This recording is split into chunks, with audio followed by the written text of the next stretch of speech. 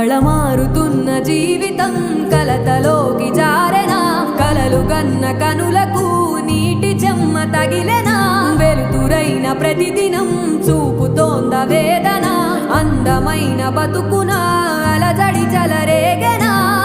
ఏమిటి నీ పాపం ఏమిటి నీ నేరం చీకటి ముసిరిందే చిటికల్లోనా